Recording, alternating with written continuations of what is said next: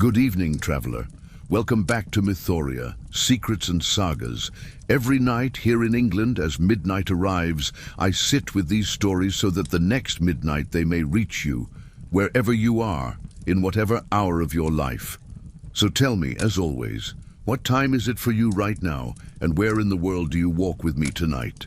Tonight, we journey into a place where fire and iron shape the very bones of the Middle Ages. Not a castle, not a battlefield, but a forge, a blacksmith's workshop. Here, the glow of the fire never fades, and the ring of the hammer is the heartbeat of an entire community. Without the blacksmith, no plough could till the earth, no horse could run, no knight could ride to war. And yet life at the anvil was not glory. It was heat, sweat, smoke, and suffering, a life most of us could not endure for even a single day. So close your eyes, traveler. Step with me into the forge. You awaken in darkness, though the air is far from cool. Heat presses against you, clinging to your skin. The smell is the first thing that overwhelms you. Smoke, damp wood, the sour tang of sweat, and above all, the sharp, bitter scent of hot iron. Your lungs tighten. You cough, but the smoke only settles deeper, as though the forge itself is pulling you into its chest. Slowly, your eyes adjust. You are not alone. Around you, the walls are blackened with soot, beams cracked by years of heat. In the corner lies a great pile of charcoal, each piece dusty and brittle, waiting to be devoured by flame. The forge itself is alive. Its heart glows red, coals shimmering like the eyes of hidden beasts. A bellows groans, leather creaking as a boy works it with weary arms. With every push, sparks leap into the air, and the fire roars, hungrier, angrier. You feel the weight of the hammer in your hand. It is not a tool of precision or delicacy. It is heavy, crude, a block of iron on a thick shaft. You swing it once just to feel the motion, and already your wrist aches. The blacksmith beside you does not notice. His movements are steady, practiced like breathing. He takes a bar of iron from the fire, its tip glowing white, and lays it on the anvil. The sound that follows is deafening, steel on steel, hammer on iron, a rhythm so sharp it makes your bones shake. Sparks explode with each strike, stinging your arms, catching in your hair. You watch him work, strike, turn, strike again. The bar bends slowly, giving way under the relentless beat. It is like watching time itself, slow, brutal, inevitable. You try to imagine how many hours, how many days, how many years a man must give to learn this rhythm. Your hand tightens around your own hammer. You wonder if you could ever match it. The master steps back and nods for you to try. Your heart quickens. The boy with the bellows stares at you, his face streaked with soot, his eyes curious and tired. You lift the hammer and bring it down. The iron clangs, but the blow is weak, too soft. The bar does not bend, it resists you. You strike again, harder this time, and pain lances through your shoulder. The hammer slips, catches the edge, sends a shard of glowing scale flying past your cheek. The master laughs, not cruelly, but knowingly. You are not ready. Perhaps you never will be. This is how each day begins for the blacksmith. Fire, hammer, sweat. From dawn until nightfall, the forge is alive, and you must keep pace with it. There is no pause, no escape, because without your labor, the village falters. The ploughs break, the horses go lame, the knives dull. Every man and woman depends on what you shape here, and yet who cares for you? Who gives back the strength the fire takes? You wipe your brow, but the sweat comes faster than you can clear it. The air is thick, the hammer is heavy, the work endless, and in your heart you already feel it. This is not a life you could survive, not for a week, not even for a day. The forge does not care for your weakness. The forge only asks for your body, your breath, your years, and it will take them all. The forge breathes like a living thing. You feel it every time the boy pulls the bellows, sending a gust of air into the fire. The flames leap higher, licking at the iron, and the coals glow brighter, shifting from red to orange, from orange to a near blinding white. The sound is constant, like a beast growling in its den, waiting for its master's command. The blacksmith reaches into the fire with long iron tongs. He pulls out a bar, its edges shimmering, its core almost liquid with heat. He places it on the anvil, and at once the hammer falls. Clang, clang, clang. The rhythm echoes through the workshop, through your chest, through your teeth. Every blow flings sparks into the air. Some die quickly on the ground, others cling to your tunic, burning tiny holes. You flinch, but the smith does not. His arms move with the certainty of someone who has struck the same blow tens of thousands of times. He is shaping a plowshare today.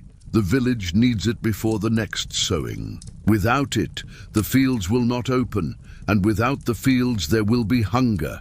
You realize the weight of it. In the swing of his hammer lies the fate of the harvest. The hammer is not just a tool of metal, it is a tool of life itself. You take the hammer when he offers it. The bar is already cooling. You must strike fast. You bring the hammer down once, twice, 3 times. Each strike rattles your bones, sweat stings your eyes, your muscles scream though you've barely begun. The smith gestures for you to strike harder, faster, before the iron grows too dark to bend. But your strength is gone already, your grip slipping on the handle. You stop, chest heaving, arms trembling. The smith takes the hammer from you and finishes the work in a blur of precise, brutal rhythm. You see it now. This is not a craft you can simply walk into. It is a lifetime, burned into muscle, etched into scar tissue. Every swing costs a piece of your body. The fire does not forgive mistakes. A stray ember burns through your sleeve. The boy at the bellows bears scars on his arms from sparks that leapt too far. The smith's hands are rough, the skin thickened like leather, but the fingertips are mottled white where old burns never healed. His eyes squint constantly, damaged by years of staring into the glow. The danger is not only in the fire, the iron itself fights back. If it is struck wrong, it can shatter, sending razor-sharp fragments flying. If it is cooled too quickly, it hardens unevenly, becoming brittle. A single mistake can ruin hours of labor. Sometimes it ruins more than that. You've heard whispers. Apprentices blinded, smiths crippled when a blade snapped mid-stroke. Here, every tool of life is also a weapon against its maker. And yet, for all its danger, there is something hypnotic about the rhythm. Hammer turn, hammer again. The sound fills your ears until it becomes a kind of music. The sparks dance like fireflies. The anvil glows with borrowed light. For a moment you almost believe you could lose yourself in this, become part of it, forget the world outside. Perhaps that is what the smith has done. Perhaps he has given his body to the forge in exchange for belonging to something greater. You step outside for air, but even there the sound follows. The village listens, always. The people know when the hammer falls, when the forge sings, because it means their lives are safe. A farmer can bring a broken hoe and leave with hope. A soldier can bring a bent sword and return with strength. The smith holds their survival in his hands, but you see also the other side. A lord's messenger arrives demanding nails for a new hall, chains for prisoners, spearheads for his men. The smith bows, nods, obeys. He cannot refuse. The forge must serve whoever holds power, whether the work is for life or for death. This is the paradox of the hammer. It feeds the people and it arms their masters. It brings harvest and it brings war. Each strike builds and each strike destroys. By the time the plowshare is finished, your ears ring. The hammer has stopped, but the sound lingers inside your skull. Your arms ache as though you had been swinging for hours, though the smith has done most of the work. He quenches the iron in a trough, steam hissing like a serpent, and the smell of hot metal and water fills the air. He places the tool aside. Tomorrow it will break the earth. Tomorrow it will feed mouths that would otherwise go hungry. But today it has already broken you. And as you watch the master wipe sweat from his brow and prepare another bar of iron, you know with certainty, this is not a craft you could survive. This is fire's breath, and it consumes all who live too near it.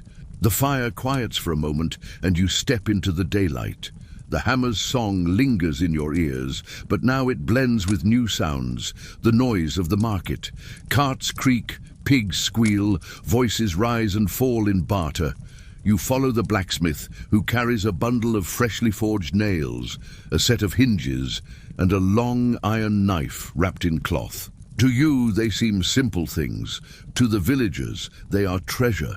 At the market, the crowd gathers quickly. A farmer thrusts forward the broken blade of his plowshare, begging for repair before sowing begins. Without it, his field will remain untilled, and his family will starve. A shepherd asks for new shears to cut his wool. A horse trader demands shoes for a restless stallion, iron circles that will mean the difference between profit and loss. You watch the blacksmith work not only with iron, but with people. He weighs requests, nods, bargains. His face is unreadable, but you see how his hands rest lightly on his tools, as though reminding everyone, without me, there is no harvest, no herd, no coin. For a moment, you glimpse power in him, not the power of kings or lords, but the quiet, stubborn power of necessity. And yet, that power is fragile. A man in fine clothes approaches, the servant of a local lord.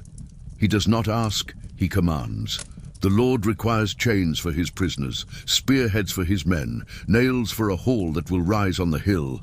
Payment is vague, promised later, perhaps never. The blacksmith bows his head. He cannot refuse. His skill gives him respect among the poor, but it makes him a servant to the rich.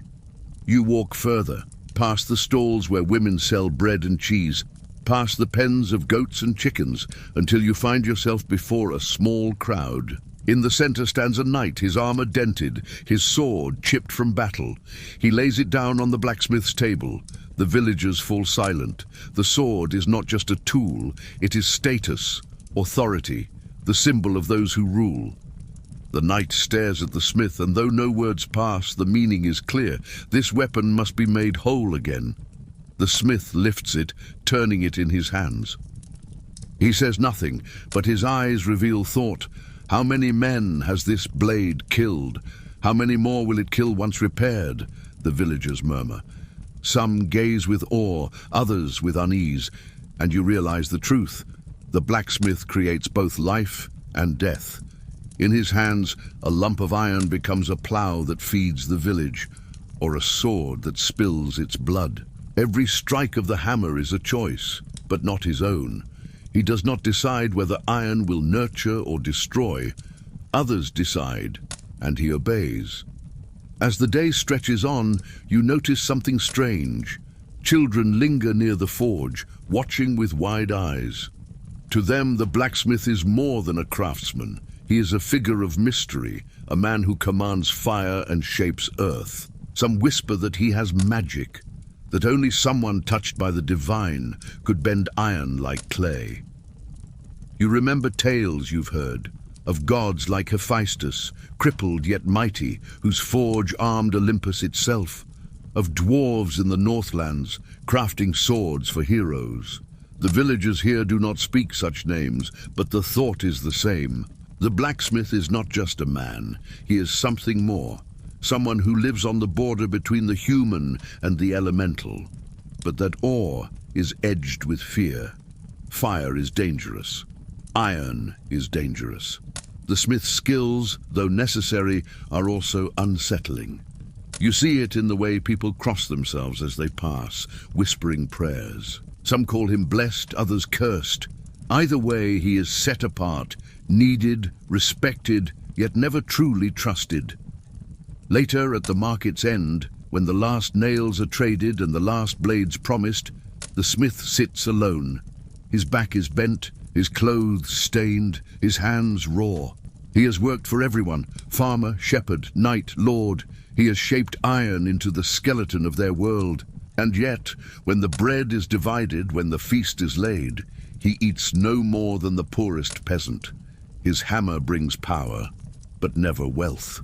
His fire sustains life, but never his own. You sit beside him, the noise of the market fading into the hum of the forge that waits back home. You realize the cruel truth. The blacksmith stands at the heart of medieval life, but his own life is lived at the edge of exhaustion. He feeds the world, and the world consumes him. And in that moment, you know you could not endure it. Not the endless demands, not the constant weight of others' survival pressed onto your back. You would break long before the iron did. The forge is quiet for a moment. Only embers glow, a dull red heartbeat in the ashes. The hammer rests on the anvil, silent, yet it still seems to hum with power.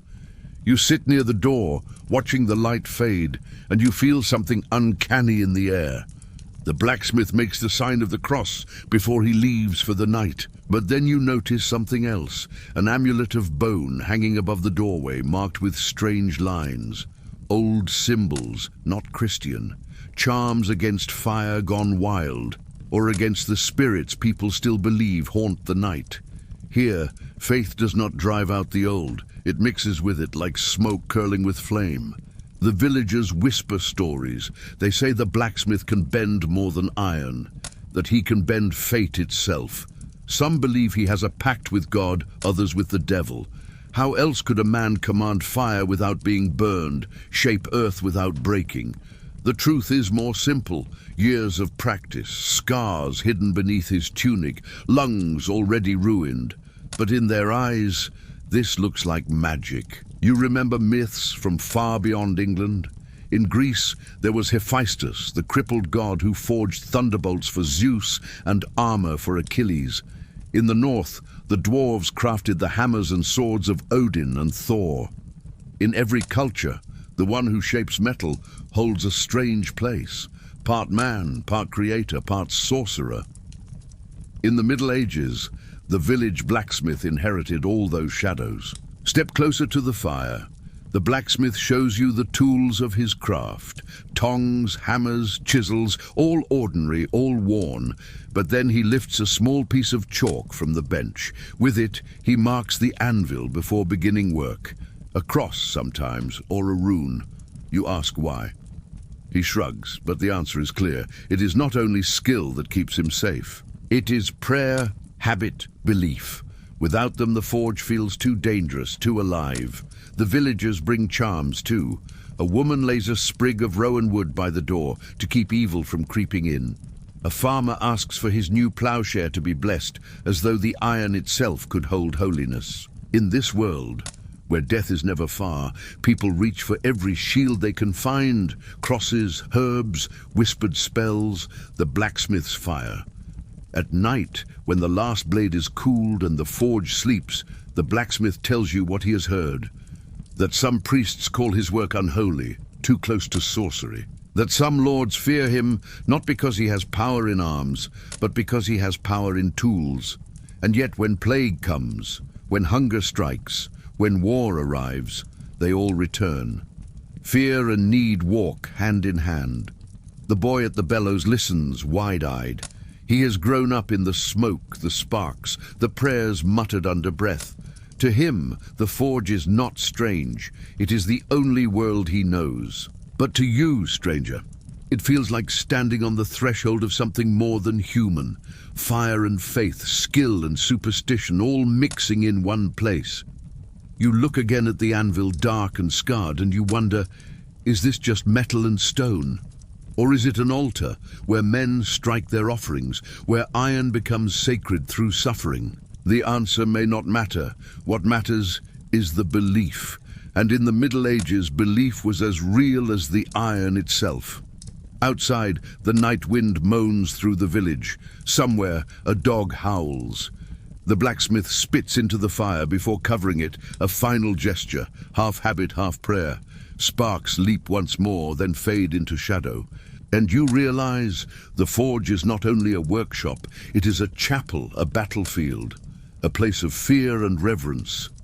And the man who stands within it is not only a craftsman, he is a bridge between worlds. The forge wakes before the sun, and with it so do the apprentices. You see them shuffle in, eyes still heavy with sleep, hair stiff with soot that never truly washes out. They are barely more than children, some only 12, others perhaps 14.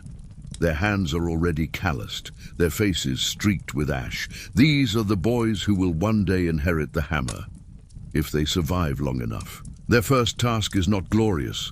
They sweep the floor, shovel ash, haul water from the well. They chop wood for the fire until their arms ache. Then they take their place at the bellows, pulling and pushing until their backs burn. Hours pass like this, and still they cannot rest. The master demands more fuel, more fire, more air. His hammer must never fall on cold iron. You watch as one boy fumbles, letting the flames dip. The iron loses its glow, darkening too soon. The master snarls, and the boy flinches, bracing for the cuff that follows. A mistake here wastes not only time, but precious metal, and metal costs more than flesh. As the day wears on, the boys begin their lessons, not with swords or plowshares. That is far above them. They start with nails, the smallest, simplest pieces. Even these are a struggle. The hammer is heavy, the iron cools quickly, and their arms are not yet hardened to the rhythm. Bent nails pile at their feet, shameful reminders of their weakness. The master does not praise, but he does not coddle either. He strikes the iron with perfect blows, then gestures for them to try again. His lessons are few words, many scars. Slowly, painfully, the boys begin to match his rhythm, not perfectly, but enough that in time a nail emerges straight, strong, useful, a small triumph. Yet for every apprentice who succeeds, another fails. You hear stories whispered in the village of boys blinded by sparks, crushed by falling iron, burned so badly they never worked again. The forge is not patient. It weeds out the weak, leaving only those willing to suffer, to endure, to give themselves entirely to fire. And still, there is a strange brotherhood here. In the rare moments of rest, the boys sit together, eating coarse bread, sharing laughter. They tease the one with the blackest face, mock the one who dropped his hammer. Their bonds are forged in sweat and exhaustion, just as strong as the iron they shape. At night, when the fire dies, they lie side by side on straw, too tired to dream. Yet even in sleep, their hands twitch, as if still holding tongs, still swinging hammers. The forge never leaves them. It becomes their heartbeat, their breath, their fate. You watch them, and you wonder, could you have been one of them? Could you have started so young, giving your childhood to smoke and fire, trading games for scars, freedom for servitude? For you, the thought is unbearable. For them, it is simply life.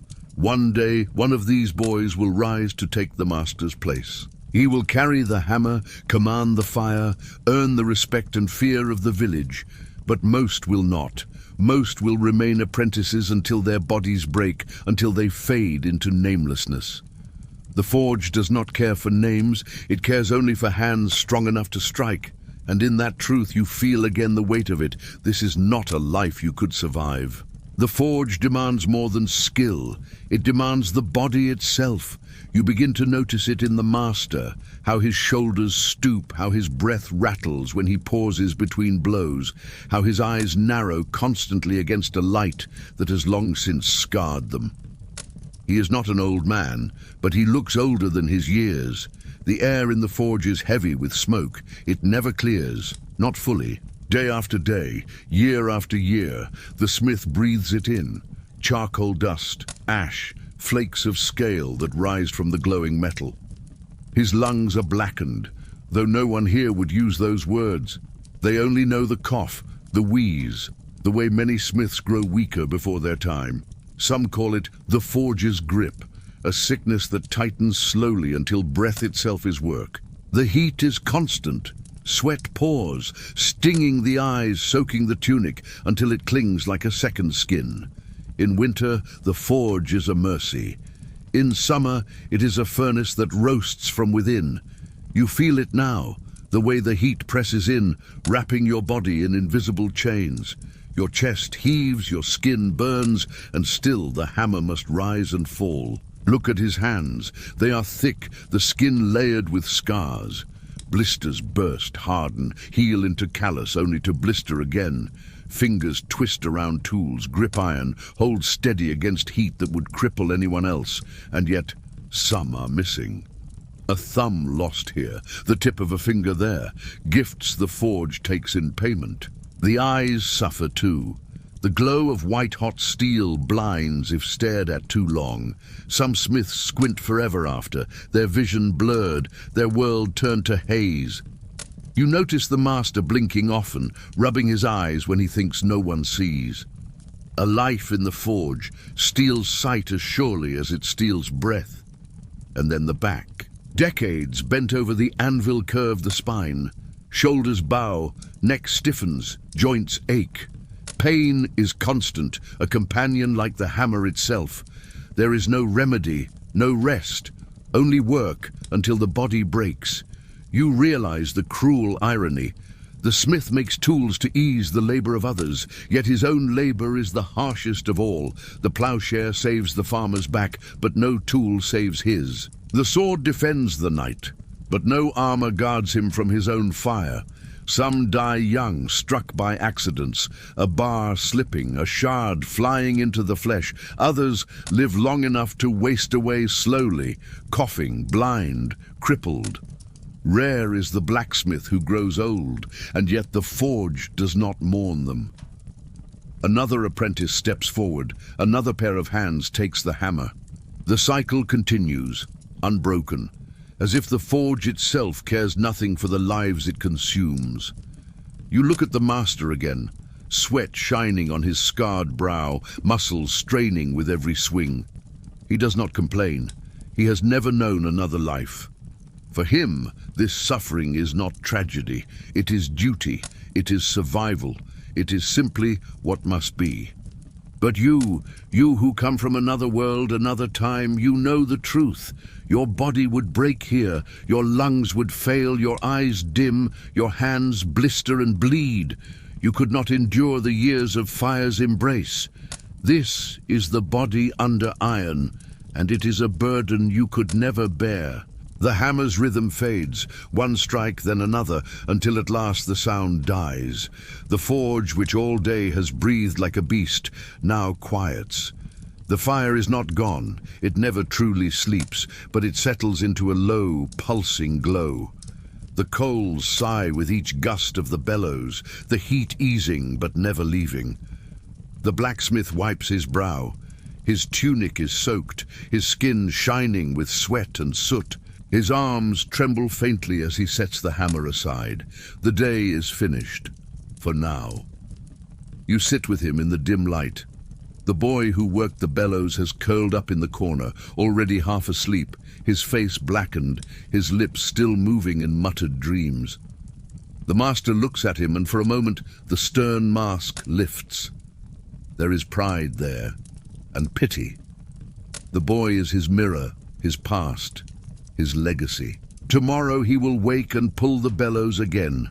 The cycle continues. Night stretches over the village. Outside, the sounds of the market are gone, replaced by the quiet murmur of families at their fires. Dogs barking, the faint clatter of a mug on wood.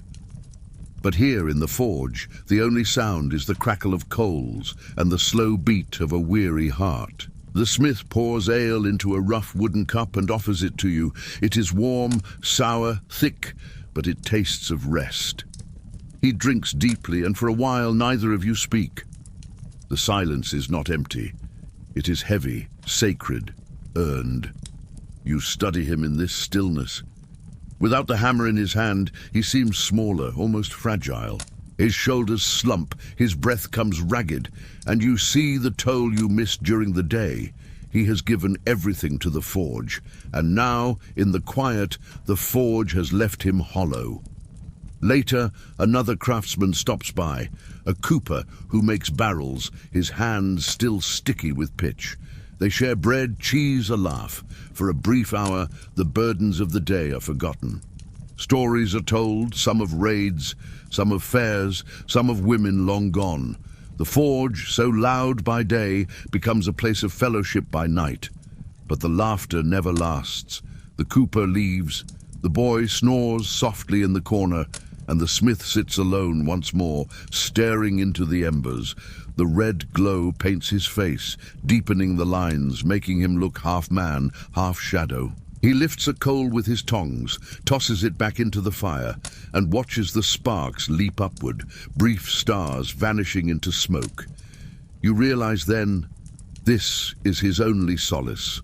The quiet fire, the fading light, the thought that he has survived another day. Tomorrow the hammer will rise again. Tomorrow the iron will demand more. But tonight, for a few short hours, there is peace. You close your eyes, and the silence settles over you too. You almost forget the heat, the smoke, the scars. Almost, this is the night in the forge, and it is as close to rest as the blacksmith will ever know. The forge is silent now, but its memory lingers. The roar of the fire, the ring of the hammer, the hiss of iron quenched in water. They still echo in your chest. You have walked through smoke and sweat, through hunger and scars, through the strange space where fire meets faith. You have watched the master strike iron into ploughs and swords. You have seen apprentices stumble. You have felt the weight of the hammer in your own hand. And now you know this is not a life you could endure. For you, the heat was suffocating. For him, it was simply air. For you, the hammer was unbearable after a few blows. For him, it was an extension of his body, a rhythm as natural as breathing. For you, the smoke clawed at your lungs and burned your eyes. For him, it was the price of survival, paid every day without question. The blacksmith lived in a world without rest, without protection, without comfort. His body was consumed by fire, his breath stolen by smoke, his eyes dimmed by the glow of iron. His hands bore scars that never healed, his back bent before its time, and yet he endured, because to stop was to let the village starve, the horses go lame, the soldiers go unarmed. His suffering was not only his own, it was the foundation of everyone else's life. Step outside the forge and look around. Every nail in a door, every blade on a table, every tool in a field carries his mark. The world of the Middle Ages was built on his labor, and yet his name is forgotten. No chronicles sing of him, no ballads praise him. He lived and died in smoke, leaving behind only sparks that faded into the night. And here is the truth. You, traveler from another age, could not survive as a blacksmith, not because you are weaker, but because you were not made for this. You were not raised to trade your lungs for iron, your childhood for hammer blows, your life for the survival of others. He was. His body, his mind, his faith were forged alongside the very tools he made. He was shaped by fire as much as the iron was. So what remains for you now? Reflection, gratitude, wonder. To look at your own world, your own comforts, and see them for what they are. The legacy of hands long gone, hands that bled and burned so that time could carry us here. The forge is dark, but its story is not. It lives in us, in every bridge crossed, every tool held, every door that opens. The hammer's echo has not died. And now, traveler, our journey ends. Tell me, where are you listening from tonight, and what time is it for you? Could you endure even a single day in the blacksmith's forge?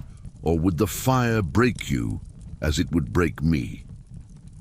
Thank you for walking with me through the heat, the sweat, the rhythm of iron. Rest now, let the sparks fade, and carry with you this truth. Life has always been a forge, shaping us with blows we do not choose. Some bend, some break, but all of us are changed. Until the next saga, traveler, rest well, live deeply, and may the fire warm you without consuming you. Good night.